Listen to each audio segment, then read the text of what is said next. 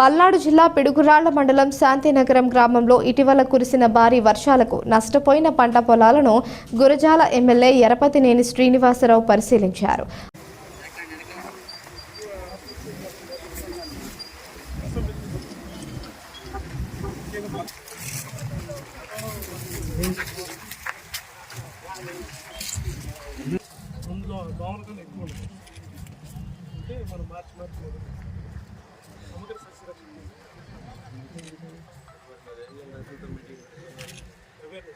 ప్రతి చేలో 10 రోజుల మొక్క దగ్గర నుంచి 90 రోజుల మొక్కతో సహా సమస్య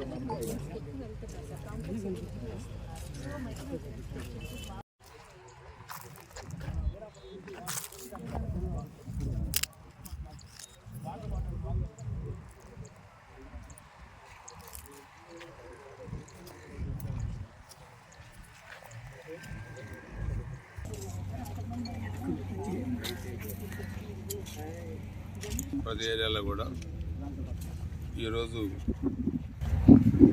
ఈ రసం పీల్చే పురుగు వల్ల పంట ఎండిపోవటం, ఆకు ముడత అంతా కూడా ఈ నష్టం కూడా జరుగుతూ ఉంది. సో ఈరోజు ఒకసారి మనం చూస్తే అగ్రికల్చర్ డిపార్ట్మెంట్ కూడా వాళ్ళని కూడా యాక్టివ్గా అమ్మని చెప్తా ఉన్నాం.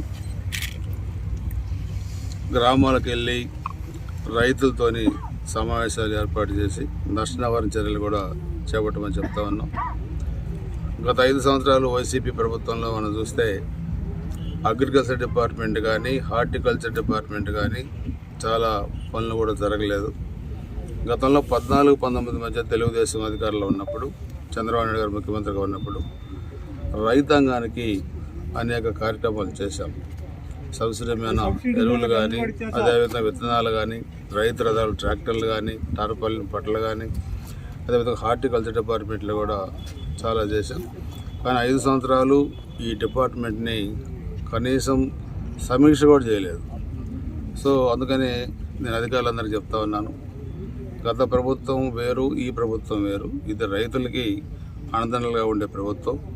తప్పకుండా ఇలాంటి వాటిని మీరు క్షేత్రస్థాయిలో పర్యవేక్షించి ఎప్పటికప్పుడు రైతులను కూడా ఎడ్యుకేట్ చేసి నష్ట నివారణ చర్యలు చేపట్టండి.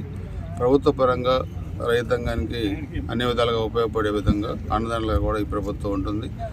మళ్ళా త్వరలోనే మీతో సమీక్ష చేసి ప్రభుత్వం దృష్టికి తీసుకెళ్ళి ఇలాంటి భవిష్యత్తులో జరగకుండా, అంటే వచ్చే సీజన్కి ఇలాంటి జరగకుండా ముందుగానే జాగ్రత్త చర్యలు తీసుకొని, అదేవిధంగా సాయిల్ టెస్ట్ కూడా చేసి దాన్ని కూడా అన్ని విధాలుగా ఏం చేయాలో చేసేదాన్ని కూడా అధికారులు కూడా చర్యలు తీసుకోమని చెప్పి కూడా చెప్తా ఉన్నాం. సో దీన్ని కూడా ఈరోజు ఉన్నతాధికారుల దృష్టికి తీసుకెళ్ళి దీన్ని కూడా నష్ట నివారణ చర్యలు చేపట్టడం, అదేవిధంగా నష్టం జరిగిన పైరుకి ఏమన్నా ప్రభుత్వం నుంచి కూడా సహాయం అందేటట్టు కూడా చర్యలు తీసుకోవడం కూడా జరుగుతుంది.